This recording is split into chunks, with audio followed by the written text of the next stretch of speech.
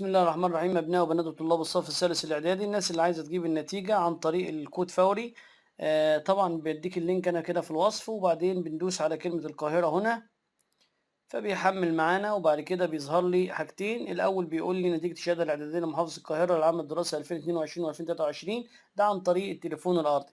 لكن احنا يا شباب بنروح نضغط لمعرفة نتيجتك للفصل الدراسي الثاني لعام 2022-2023، فبنضغط على العلامة دي اللي هي تحت خالص. تمام يا شباب، فبنضغط عليها. بعد ما بنضغط عليها بتظهر لي القائمة دي، بيقول لي أهلا بك للحصول على نتيجتك للخطوة الأولى قم بالضغط على كود فوري أو الفيزا للاستعلام عن النتيجة. الخطوة الثانية بعد إتمام عملية الدفع قم بالضغط على زر استعلام النتيجة. يبقى أنا عندي هنا حاجتين، فبضغط الأول على الخطوة الأولى، فنضغط كده مع بعض على الخطوة الأولى. هيجيني يقول لي الدفع عن طريق البطاقة الائتمانية ولا الدفع عن طريق كود فوري، فاحنا هنقول الدفع عن طريق كود فوري. تمام. بعد كده بتجيني المرحلة الابتدائية ولا الإعدادية، هنضغط على المرحلة الإعدادية.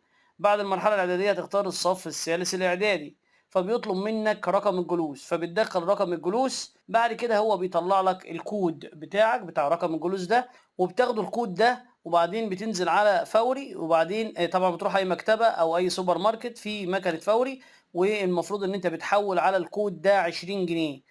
بعد ما بيحول لك 20 جنيه بيديك الورقة اللي هي تم التحويل بيها، وبعد كده ترجع تاني تخش على اللينك ده برضو تاني، وبعدين تخش بقى على المرحلة التانية.